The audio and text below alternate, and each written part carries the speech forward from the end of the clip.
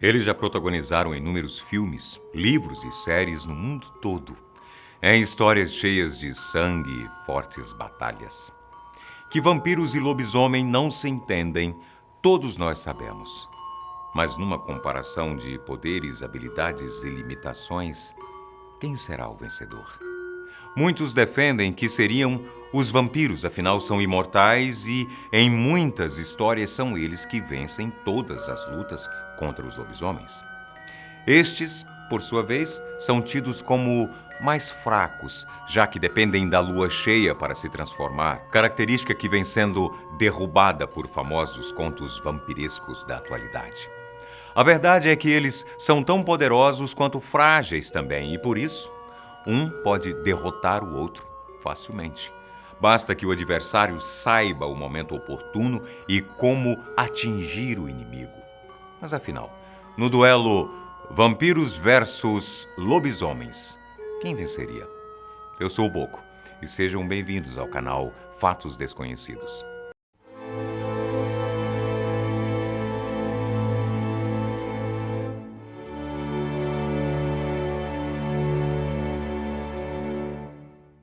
Para começar nossa análise, vamos resumir as características de cada um deles.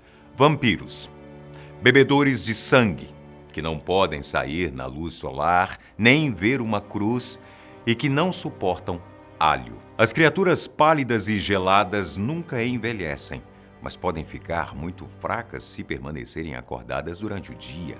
Outra coisa que também é capaz de enfraquecer os vampiros é a prata. Uma estaca de madeira que atinja seu coração é uma boa forma de acabar com a raça deles. Mas se nada disso for possível, uma decapitação também é capaz de cortar o mal pela raiz. Analisando agora os caninos, o lobisomem se transforma em metade lobo, metade homem nas noites de lua cheia. Por outro lado, algumas versões de sua lenda dizem que eles também podem se transformar nas noites de terças ou sextas-feiras, mesmo que não haja lua cheia. Mas certos filmes vêm mudando isso também, permitindo que eles se transformem sempre que precisarem atacar alguém. Alguns relatos dizem que, dependendo de seu uivo, lobisomens só se transformam com base no ciclo lunar. Mas há boas notícias. Apesar da longa crença de que a lua cheia está ligada à loucura, estudos repetidos mostram que não há provas de loucura da lua ou do conhecido louco de pedra. Então, enquanto lobisomens estão basicamente transformando-se em monstros peludos, pelo menos eles não estão ficando loucos. Bom, independente do momento em que se possa acontecer a metamorfose, uma certeza que todas as histórias nos mostram é que ele só morre se for atingido por uma bala ou qualquer outro objeto de prata. E também, por isso, ao contrário do que dizem sobre os vampiros, os homens-lobos não são imortais. E falando em imortalidade, os lobisomens poderiam ser considerados inferiores só por esse item. Mas imagine que tedioso seria viver por 200 ou 300 anos. Seja lá quanto tempo for, viver tudo isso e não poder curtir uma praia nas férias deve ser realmente penoso, não é verdade? Fora que alguém já parou para pensar que, no final das contas, os vampiros são tremendos coroas que preferem as novinhas? E se eles forem transformados enquanto crianças, adivinhe quem nunca vai ser autorizado a entrar numa balada.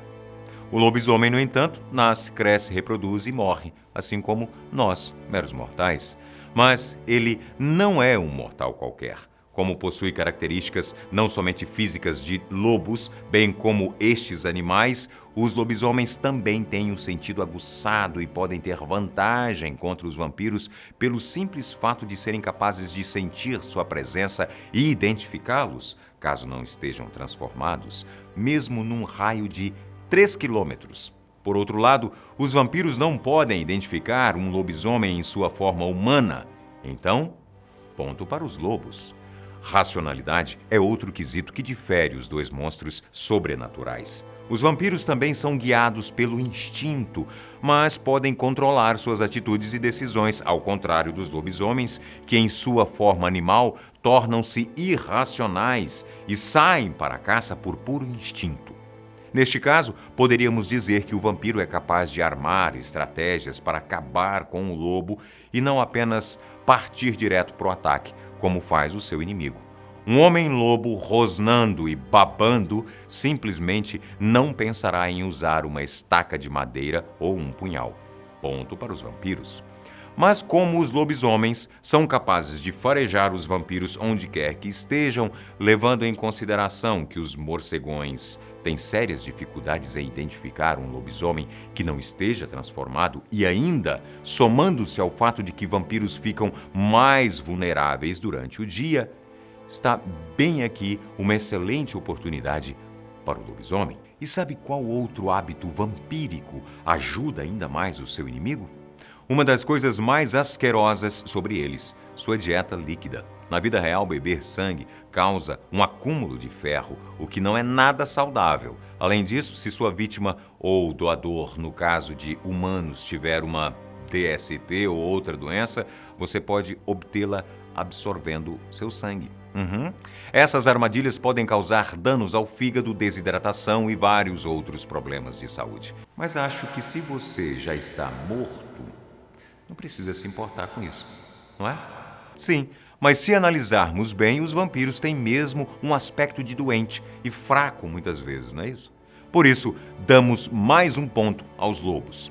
E como se beber sangue não fosse suficientemente desagradável, os vampiros estão literalmente em decomposição. Tente imaginar, de onde tiraram a ideia de vampiros? Uma teoria proeminente é que as pessoas, antes de entenderem por que a decomposição de corpos produz efeitos como inchaço e vazamento de sangue, tentaram explicar esses fenômenos atribuindo-os ao vampirismo.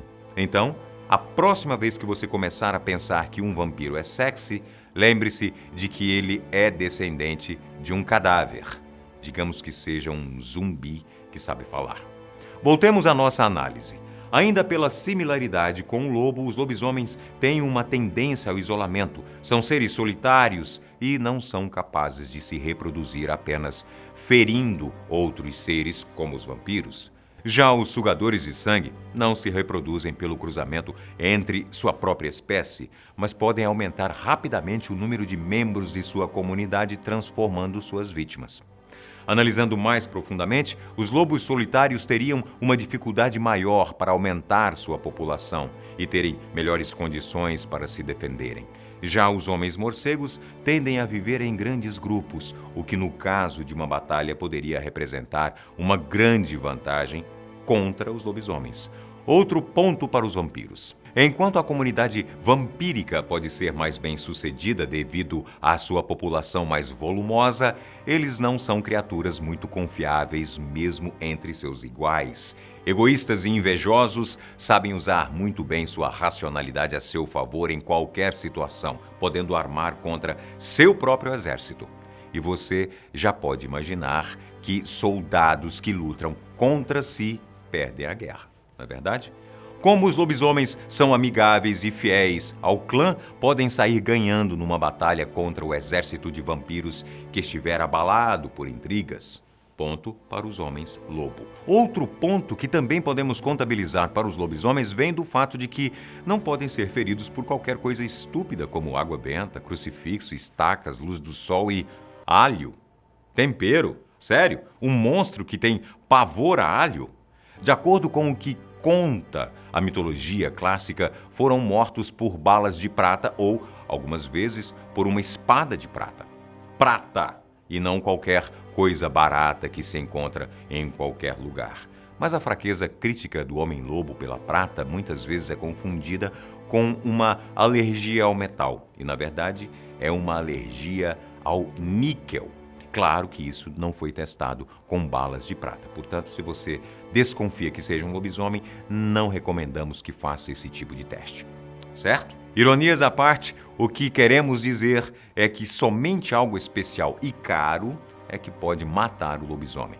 Mas para matar o vampiro, você encontra armas na mata, na feira, na igreja.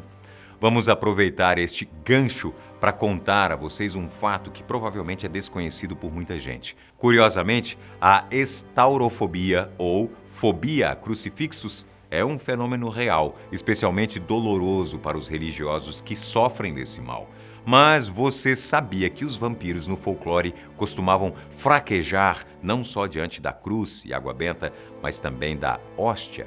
Bem, é fato que existem muitas formas de enfraquecer os vampiros, mas precisamos lembrar que estes artifícios não os matam. E vem aí a maior vantagem deles sobre os lobisomens. Vampiros podem absorver a inteligência humana e, além disso, podem voar.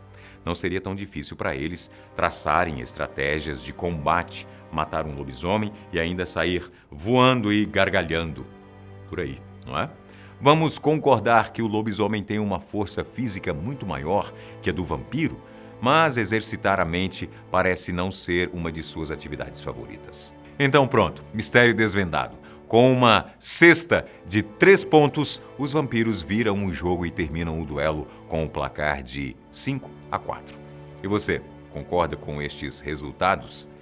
Mas me diga aí, e se for verdade? Até o próximo vídeo.